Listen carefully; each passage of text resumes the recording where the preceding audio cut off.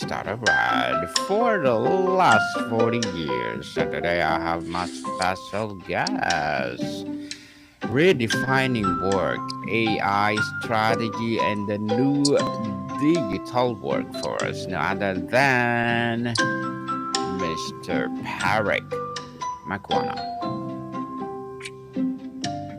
Welcome to Book 101, Mr. Parik. And can you please introduce more about yourself that I missed? So thing. Thank you so much for the introduction, Daniel. So my name's Parik. I'm based in the UK, born and bred.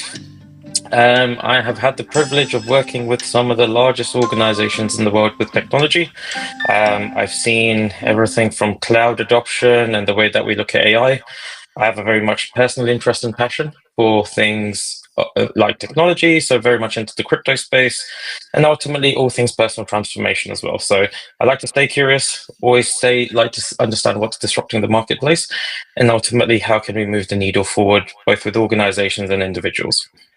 Yes, people, be curious. Who knows who you will be the next Einstein, Mr. Parik Makwana.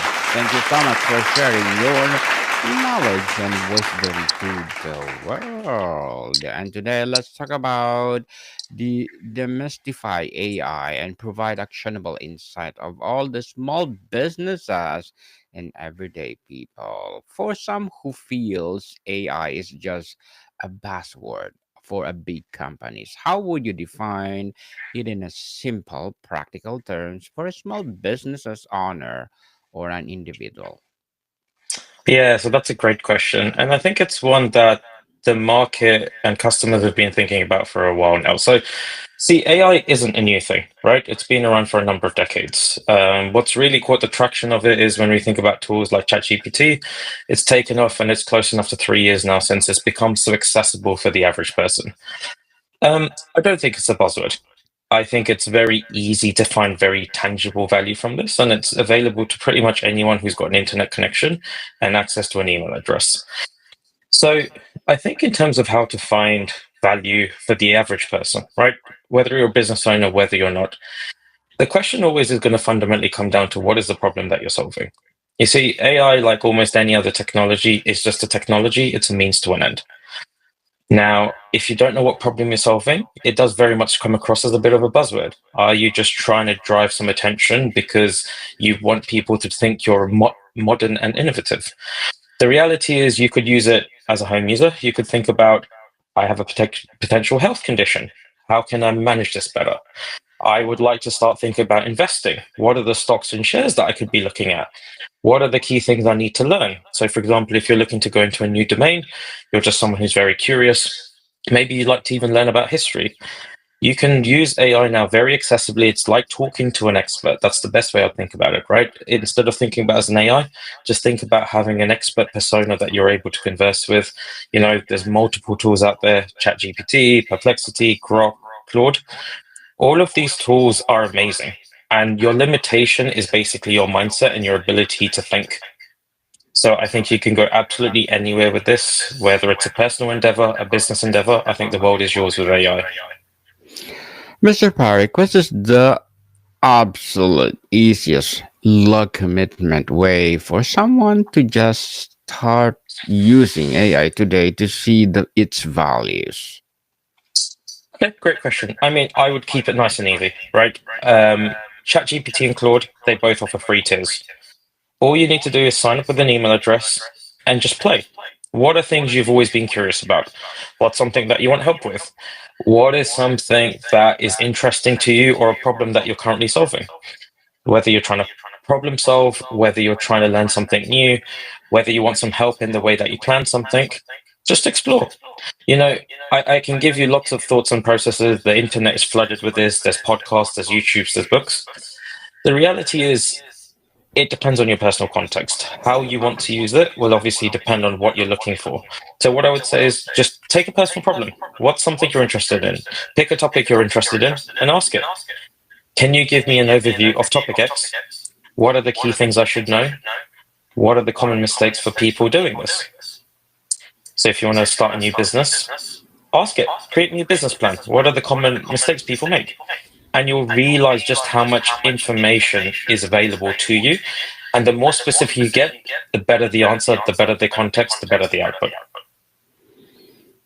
The better context, indeed.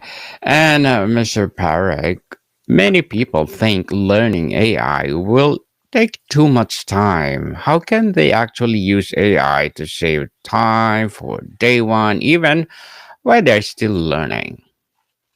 Okay, so I would think about this in two different ways.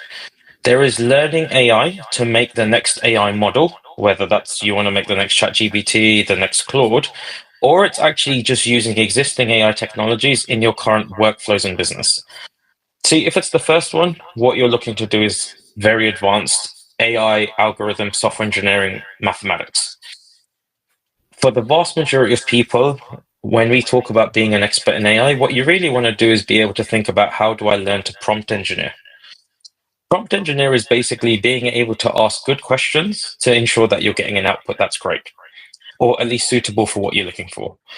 Now, to get started, like I said, it always has to underpin on what is the problem you're solving. See, it's not going to be it's not going to be able to just understand who you are as a person without you telling it. A great example is if you have a CV, put it through ChatGPT and just say, look, this is my current CV. Can you give me suggestions? Can you tell me where potentially I'm being overlooked? Is there a way I can phrase this? What are the key areas I should improve this? It's a great example for everyone that they can use from today. Another example, give it a list of ingredients that are in your fridge or in your drawers and say, I want some inventive recipe ideas. See, it's very low touch, but everything that you do can be influenced or you can use AI. I personally use it for a lot of work. So there's a process. We want to standardize how we do work. How do we write this? Instead of spending hours on a Microsoft Word document, why don't we just get the AI to write this process? And we can obviously manually edit it if we need to, but you'll realize it does 18, 90, maybe even 100% of the work, depending on the complexity and the quality of your prompt. Very well said, Mr. Parik. Very well said. What are the top three administrative tasks effectively or that AI can automate most effectively for a sole entrepreneur or a busy professional? Okay, so I think one of the greatest and easiest ones is going to be around marketing. So help me define my personas, help me define my product market fit.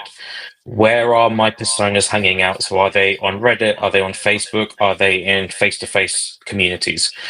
So defining that marketing plan, defining your niche strategy, actually understanding what your product's problem solves and how to communicate that, I think is an absolute amazing use case for it. So that's number one. Number two is actually helping you think and plan things through a bit more thoroughly. See, you get to a point where a lot of people kind of just get the gist of something. They think they've got enough information and they start running with it. What you'll tend to find is people don't really have the expertise or think through things far enough, and they hit some kind of a roadblock. Now, I'm a big believer in the fact that every minute you spend in planning saves you 10 minutes in execution.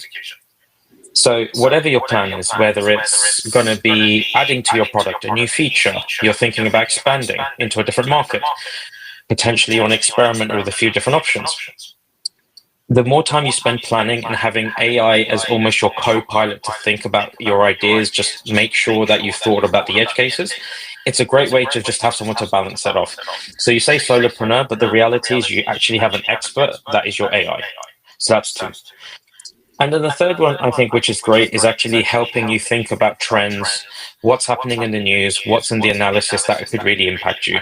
So if you want to think about what's happening on Twitter, what's on Reddit, can I gain the social sentiment of what's happening in my market?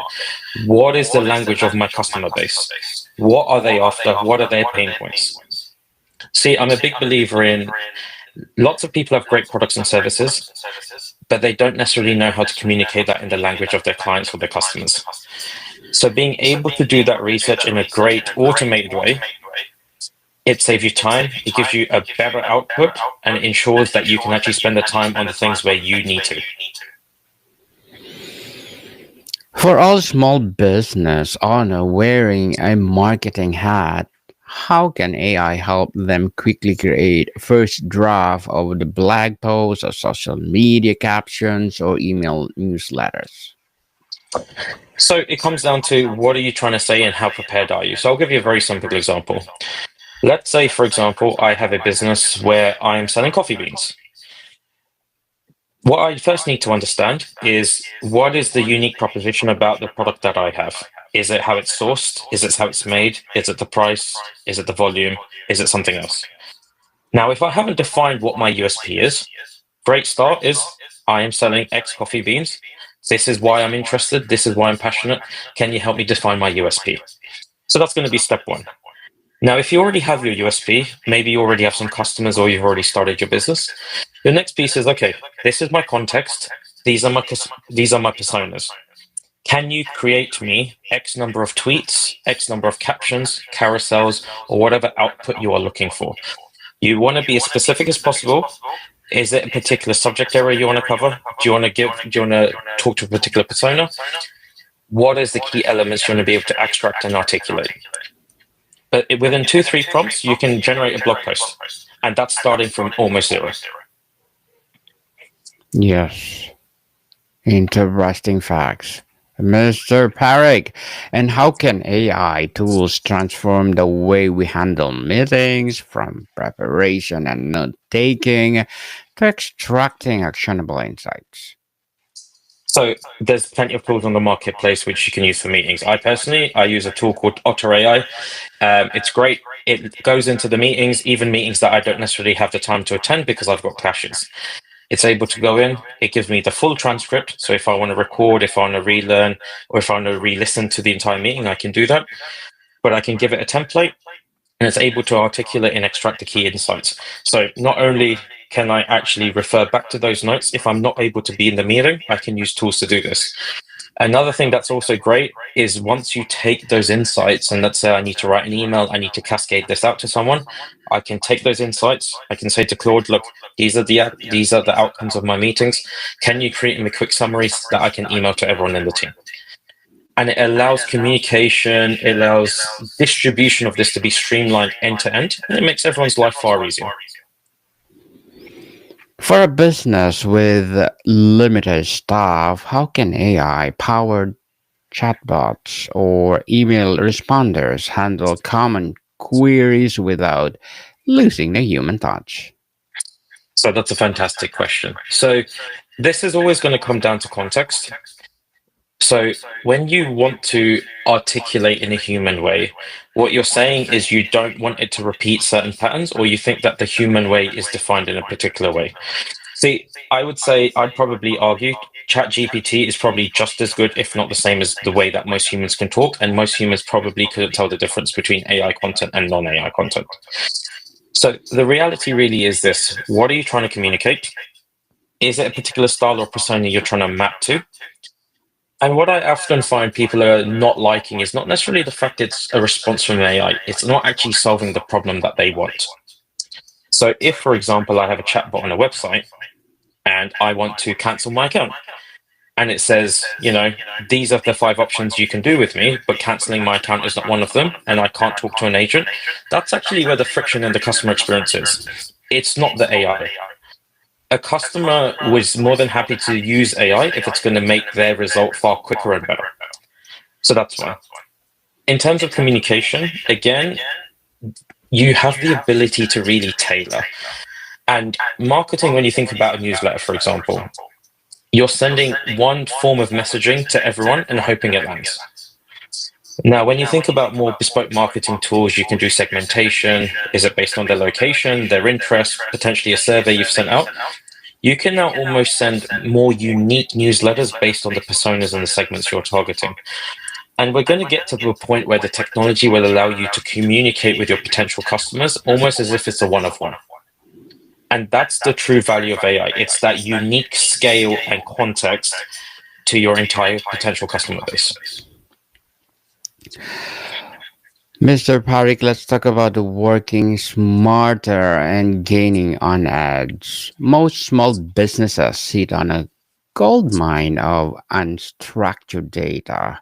How can Mm. AI help them find hidden patterns and insights in this data without being a data scientist?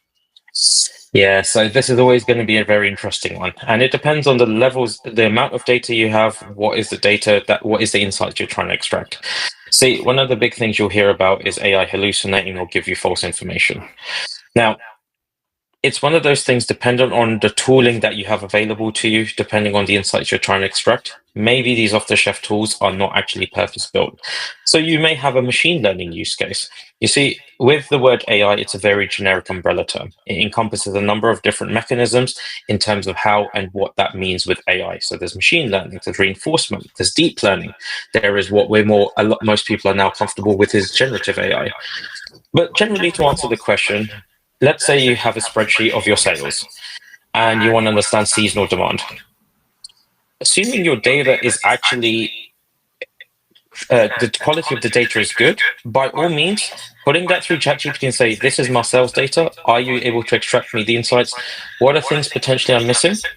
The AI is good enough to understand most of this context in detail. Now, the thing you need to make sure is the quality of the data. The one thing I'll always say to people, and it comes down to your prompt, the data upload, it's garbage in, garbage out, or it's high quality in, high quality out. I would always say double check. You never know 100% if it's hallucinating, depending on the models and what you're doing, and it's going to take some fine tuning.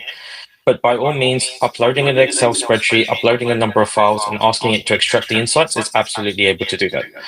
You can use functionality like deep research. It's able to scan the web. So let's say I'm interested in buying a stock.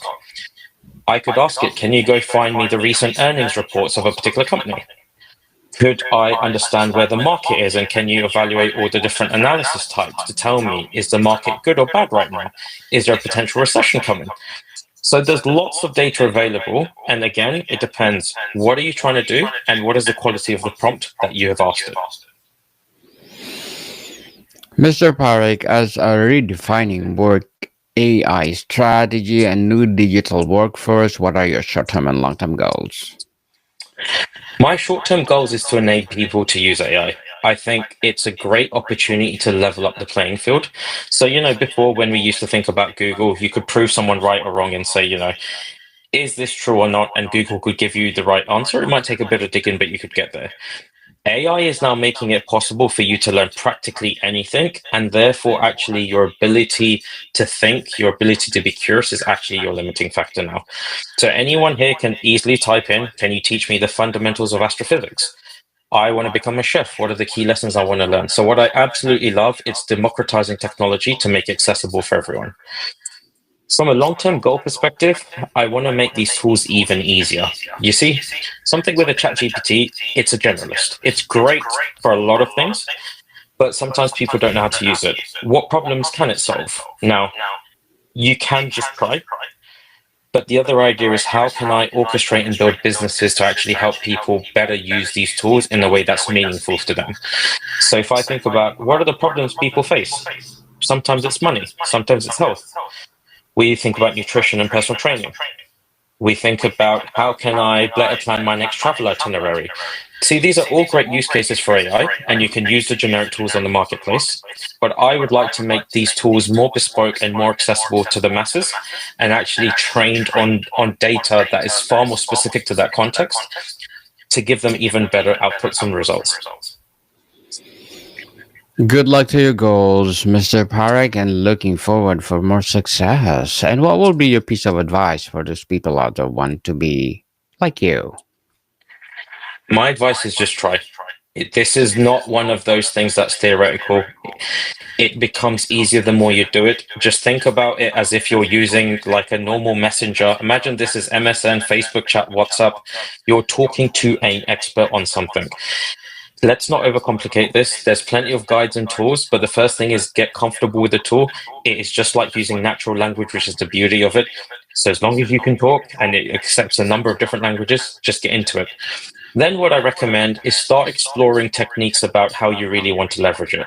So if you want to use it for building code, there's going to be certain recommendations. If you want to use it to build a potential, say, example therapist, or you want it to help you build social media content, there's lots of different features that you can start diving into, which, for example, Claude has projects. ChatGPT has custom GPTs. So there's these nuances in the technology that you can use. You can use agent mode, you can use deep research. But the reality is, until you get started, it's always going to seem overwhelming. It is a market that is moving extremely quick. There is something new happening every single day. I wouldn't worry about getting lost or being behind on this market, but you want to start as quickly as possible. The more you wait, the harder it will become. Well, thank you for that advice, Mr. Parik. And can you please recommend a book or books that influence your journey? So I would probably say my favorite business book of all time is Steve Jobs by Walter Isaacson. What I love about it is, I mean, I've always been a bit of an Apple fanboy, and what I loved about Apple is Steve Jobs' vision for it. You know, the design, the beauty, the product, the customer experience. And I think a lot of the principles he teaches and has taught are timeless and are still very much applicable to businesses. You know, AI is a great example of some of where his principles are still amazingly useful. So it's not just what you say yes to, it's what you say no to. See, people get a bit overwhelmed with AI. Just start with one problem, one use case, one thing that you want to try. The other thing is actually now that AI is democratized and it's far more accessible for everyone, it's all going to be about what is your unique value in the marketplace because everyone else has access to very much the similar tools. So this is where the concept of something like deep work comes in. So there's the book called Deep Work by Cal Newport. Again, Steve Jobs is a fan of this methodology as well. What is the thing that makes you more than a generalist? And what is it about your unique journey, your principles, that's going to make you stand out in this marketplace? And then finally, I think it's about having a vision that you absolutely believe in and driving that forward. So Steve Jobs does a great job of that. There's also the book Shoe Dog by Phil Knight, the CEO of Nike. Absolutely love these three books. Would highly recommend to anyone who's interested in business, in transformation, and driving market changes. Thank you for that recommended books, Mr. Parik. And before we wrap up our discussion for today, I'm inviting you to please do listen to my other podcast, people, my other podcast, because my abstract essay is already in fifth season, abstract poetry in second season, and my book 101 review in fifth season too, comedy 101 in second season, and my food 101 in fifth season as well, geography 101 in fourth season, and my baby podcast law 101 and mental health 101, love letters in third season, and movie 101 review, music 101 in fourth season, and science 101 and sex 101 in its first season. Please listen to them wherever you listen your podcast. So, Mr. Parik, if a small business owner started using AI effectively today, what would their business look like 1 year from now in terms of time save, growth, and competitive advantage? So my view is always going to be it depends on how you leverage it. It's not just about using AI, it's in your quality and your ability to use it. See, I'm a big believer, and I've heard this a couple of times now, that we're potentially at the age where we're at the point where you may see the first billion-dollar company that's run and owned by a single individual. See, that just gives you a rough idea of how much leverage you can gain with AI. The trick that's always going to be getting in the way is the psychology of the human. So if you still get distracted with other things, if you're doing the wrong things, AI or any other technology is not going to save you from that. So it's having absolute clarity on what you're trying to do, using AI in the areas that you should be focusing on. What are your bottlenecks? What are the key problems you need to solve to scale and grow your business? And then ultimately setting up the right automation that gives you your time back, allows you to kind of sit back.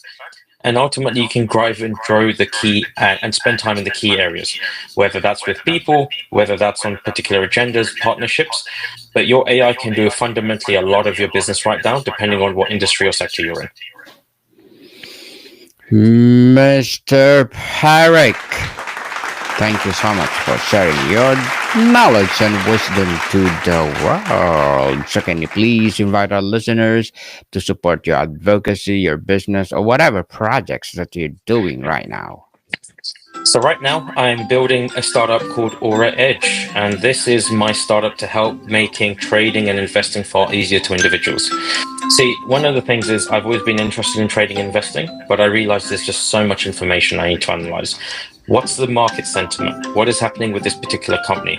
What is the retail sentiment? There are other economical factors that are actually influencing this. So for me, how do I bring all of that data together? How do I make it far more accessible? And ultimately, how do I make people make better investing decisions? So auraedge.io, we're building this right now. It is very much live. Please take a look. We are using the latest AI technologies to make investing far easier for the common person and to give you institute grade trading advice in the palm of your hand. Yes, people, let's support Mr. Parik Makwana, because if you support him, for sure, more and more empowering AI strategy to come. So, Mr. Parik, thank you so much for your time. Thank you so much, Daniel. Great to speak to you. More to come, people. See you soon.